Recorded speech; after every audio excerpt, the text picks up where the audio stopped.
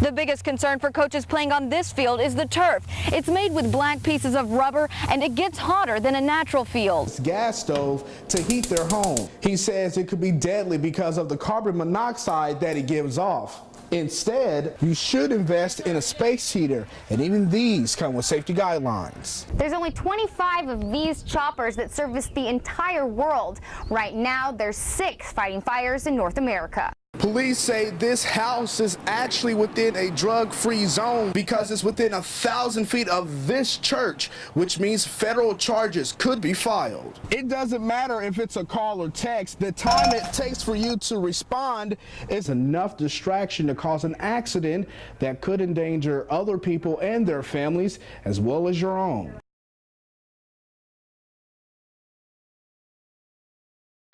Put it down. The evaluation of all the techniques that we use, from contacting pedestrians to traffic stops, I don't want to hurt you, to clearing structures, and looking at if there were ways that we could improve.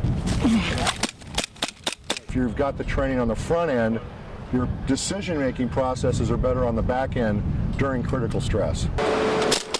I cannot have a gun in if my hands are wrapped around the steering. Well, if we haven't taught people how to move correctly, you won't think about it under critical stress. Suspect. Back out, back out. Go. If we can prepare officers mentally and physically, help them develop their skills. Corner. Show me your hands, gun. In a way that they can protect and defend themselves and others in the community.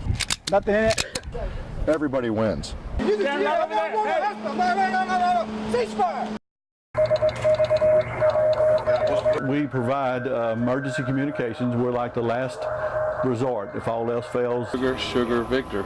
Today we're using battery power, and which is being charged by our solar panels. In a disaster, when the internet goes down and you lose power, the amateur radio community comes out and we really get it going. This morning we were around 600 contacts, many on voice. Give me your class, please. Probably 150 or so on the Morse code. It's been a much more enjoyable year. Back in November, I was fortunate. I used the club call and made contact with the International Space Station. Whiskey 5, Sugar, Victor. We've got you loud and clear. Welcome aboard the International Space Station. I invited him to come eat a steak with us when he got back down to Earth. Whiskey 5, Sugar, Victor. I will take you up on that. We learn our craft by participating in these public service events.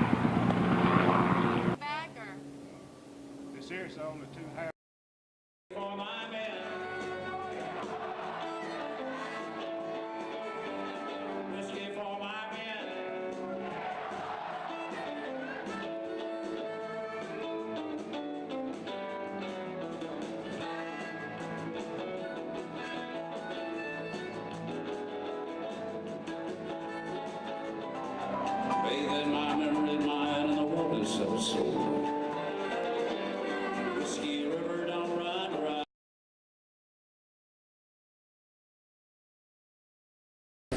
now, several agencies are working around the clock to help stop this fire from spreading, whether it be from land or by air. In fact, helicopters are dropping into this pond, picking up thousands of gallons of water almost every 5 minutes to help stop the fire from spreading.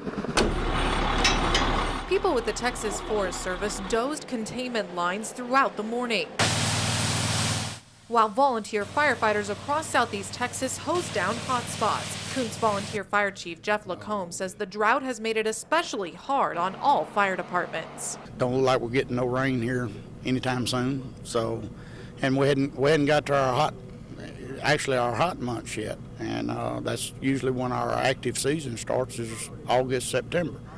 As you can see, agencies are using whatever resources they can to make sure they stop this fire from spreading. Although it is nearly contained right now, they just want to make sure that it doesn't spread or threaten any other homes. Reporting in Hardin County, Liz McKernan, 12 News HD. Mourners stood in silence as the funeral procession drove through Port Neches. Devastating. Awful. Awful. Hebert grew up next door to Jennifer Guidry and her family. I remember the little Buster Brown haircut that he had, blonde-headed little boy, very shy, very respectful. He respected authority, and it doesn't surprise me that he ended up in the profession that he's in. But as the procession, hundreds of cars long, drove past, even those who didn't know Hebert waited hours for them to pass from Beaumont to Oak Bluff Cemetery. I think it's the least we can do is to show our respect for someone that gave everything that he had for us as a public. And this is just a small token of our appreciation. Young and old held flags up to show their support for the Grove's native. It kind of gives you chill bumps because it does show that the people here are close and we care about each other. And in the end, the people tell us the unfortunate tragedy of losing Officer Hebert has brought them even closer. It's horrible that we're here for that reason, but I think it means a lot. And police cars from all over Texas show it means a lot to people across the state. It's become a lifestyle, a way of convenience, using our cell phones behind the wheel. But for Anita Kelly, it became a life-threatening experience when she collided with a driver who was on the phone instead of paying attention to the road. She was coming and I was going, and it almost put my car over, and my daughter couldn't feel her whole left side at first. After being treated, her daughter was fine. As my photographer and I were out today, we've caught several people on their cell phones, either texting or talking while driving. Though not illegal in Texas, Justin Henderson knows firsthand how it feels to be in some close calls. I used to text and drive and when I was younger, and I really avoided a lot of wrecks. It doesn't matter if it's a call or text. The time it takes for you to respond is enough distraction to cause an accident that could endanger other people and their families as well as your own. Whether you're an experienced driver or an inexperienced driver, it's a dangerous habit. A habit that can easily be broken by waiting. In Beaumont, Lamar Holliday, 12 News HD. Michael Hingston remembers September 11th, 2001 as a clear, crisp day in New York City, but that beautiful day will turn into something that will change this country forever. We heard a muffled explosion, the building began to shudder, and then it tipped, like my arm is tipping now. It just kept tipping and tipping and tipping. A California native, he thought it was an earthquake, but it took no time to find out something was wrong. My colleague, David, turned and looked out the window and started yelling, "Oh my God, there's fire and smoke above us. There are millions of pieces of burning paper falling outside the window. We got to get out of here right now." Michael couldn't see what was going on because he's blind, which didn't stop him from taking immediate action. While David was panicking, I was observing next to me a dog that wasn't doing anything to indicate that she felt endangered at all. So I knew that we could evacuate in an orderly way. Without hesitation, Michael and his guard dog Roselle started leading his colleagues down from the 78th floor. After a couple of floors, I realized that's what I smell whenever I go to an airport. It's burning jet fuel. And right then, that's when Michael knew Tower 2 was hit by an airplane. They finally made it out, and just when they thought they were safe, a police officer yelled, "Get out of here, it's coming down!" And we heard this rumble that became quickly this deafening roar that was Tower 2 collapsing. As he and Roselle were running for their lives, they took shelter in an employee locker room in a subway. After a few minutes, they came back out to only be running again when his tower was collapsing. After making it out alive, he's now a motivational speaker talking about teamwork, trust, and dealing with change. That's the very message he delivered to an audience at a 9/11 event in Port Arthur. Michael says 9/11 has made us strong, but it's his hope it doesn't take another day like 10 years ago to keep us united. One thing that I think we need to do is to work harder at staying together. Helicopter pilot Bruno Levy buckles up and gears up before taking off. Levy is one of the very few pilots that mans this unique K-MAX chopper. There's only 25 of these choppers that service the entire world. Right now, there's 6 fighting fires in North America. 2 are dumping water on southeast Texas. It's an aerial truck. It's a crane. It was designed for lifting. Depending on conditions like altitude and temperature, these rare choppers can transport up to 6 tons of water. Here we're lifting about 45 to 5,000 pounds. And that much water falling on flames makes a big difference. The K-MAXs provide water in inaccessible areas. They're able to support the ground forces on the ground, such as dozers or firefighters, and provide them with water that they normally have a hard time getting. It makes me feel great, protecting houses, protecting plants like we did, the refinery, and helping people out in general. And the best reward for navigating the 2-blade chopper. That's the most fun you can have, dropping something on a fire and seeing the effect that you can have on a fire.